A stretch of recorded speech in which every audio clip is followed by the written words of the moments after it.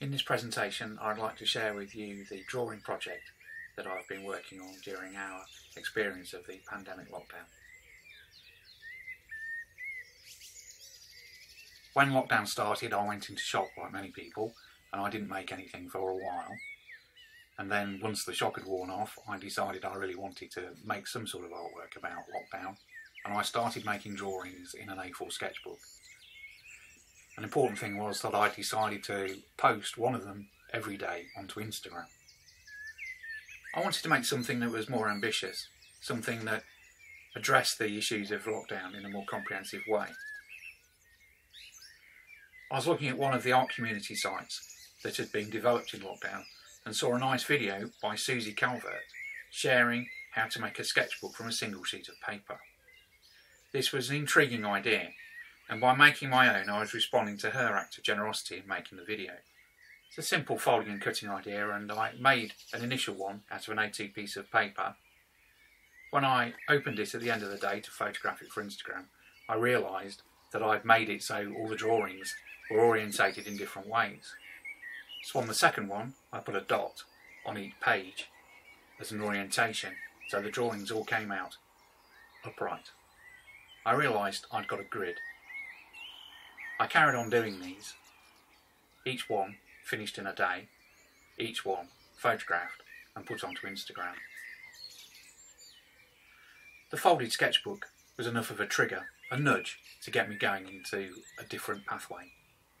By folding up the paper, it became a convenient thing to carry around the house and work on tables and so on, whilst at the end of the day it opened up into quite a large drawing. What I'd developed was a protocol, a procedure, a methodology or frame within which to explore some of the concerns of lockdown.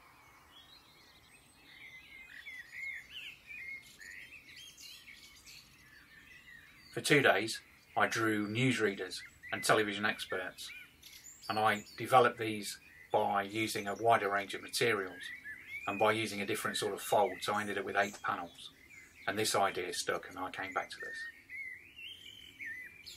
The most of the work at this point was on these small folded up books. The themes of the drawings developed. They explored the restricted horizons, the limited subject matter, familiarity, domesticity, the enclosure of being inside a house, and garden. We're shielding so we weren't able to go for walks even. The appreciation of small things, of our own environment, of making do with our own resources.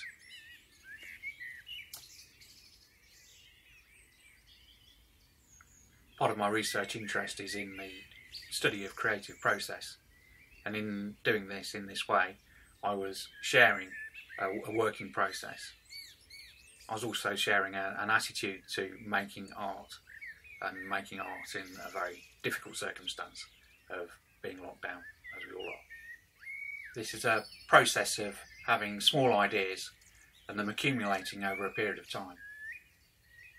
We're lucky enough to have a garden, and spending more time in the garden, looking at the plants, digging the vegetable patch over, as many people have done, was also an important part of our lockdown experience and is reflected in the drawings. I don't usually do this many botanical drawings. Many of the drawings are still life studies of things on the kitchen table as they move around. They develop as characters. They keep coming back in the timeline of the drawings. They move around, they get tidied up. I decided that I didn't really want to talk about my feelings in the drawings. I was doing a lot of writing in a notebook, and I left my feelings in the notebook. And I thought that my feelings would show through the drawings without my being overt about them. Some of the objects relate to the lockdown. Images on screens, newspapers, there are folded face masks here and there, a delivery box, and so on and so forth. Particular things which we've all got used to in lockdown. I posted the sheets of drawings on Instagram every day, and this was an important discipline. It was something I had to aim for, a target that I had to achieve every day. It was also nice to connect with other people who were also sharing their work on Instagram, reaching out And I found that quite important, quite heartening really. Doing the drawings and having this project has helped me get through lockdown. It's been very important. The drawings are an opportunity to enjoy making marks, and I started to play with this more. I made some bamboo pens out of bamboo that's growing on the waste ground behind the house, and I quite enjoyed the mark that these make. And these were all done with Indian ink and a hand-cut bamboo pen and watercolour. The pen holds a lot of ink and gives you a really nice sinuous line. I really enjoyed these. I also use a cheap number 10 paintbrush a lot as well. Food has been an important thing in lockdown, I think, and there's lots of references to food and eating. I was also thinking about symbolism, and there's quite a lot of guttering candles, decaying flowers, the remains of meals. These are all memento mori, of course. There's also lots of drawings of the tools of my trade, the pencils and pens and brushes, which I've lived with on the table in front of me for years now. I was also thinking of artists such as Morandi and Bonnard, neither of whom got out much. So playing around with the frame, developing the grid, using different sorts of backgrounds, treating some parts thematically on some days just drawing completely different things depending on how I picked up the book, sometimes planning a bit more, putting flowers in the checkerboard and often not. Playing with different materials, acrylic paint here. The drawings are an exploration of creative process of adding a small idea to a previous idea, proceeding by quite small steps towards an unknown goal. The wider world impinges on this drawing. A couple of copies from newspapers.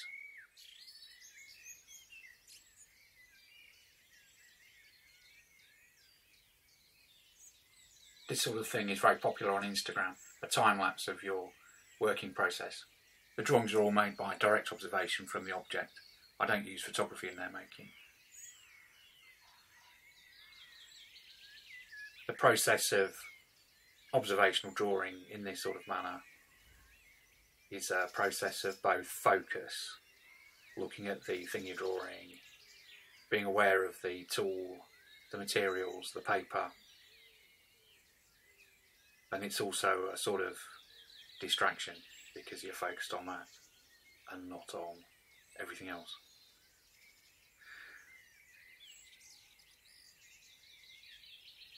I also developed how I treated the surface of the paper. These have got a lot of mark making, collage, paint, and then they're sealed with a layer of gesso, which makes the surfaces quite bumpy, which I quite like working on, and it gives the pictures this sort of another level, another depth to them. I've also made a number of independent works and prints and cards which spin off from the main drawings, and I've experimented with putting them on a big cartel shop and connecting to the artist support pledge which is going on the internet. Over recent days I've stopped cutting the paper. They've become drawings and have nothing to do with books. They're still folded for the sake of convenience of carrying them around, but they've become completely drawings. In these, the grid dissolves and the drawings run into each other, giving a sort of dreamlike quality. Having toyed with dissolving the grid, these last few reassert the grid with dark background colours, white pens. And this is where I am now. It's not a completely finished project, it's ongoing, we're still locked down. I've accumulated enough to fill a gallery space, and I'm going to carry on. I don't know where this is going to lead, whether it'll lead to bigger paintings or a different sort of work. It's an ongoing process. Thank you for watching.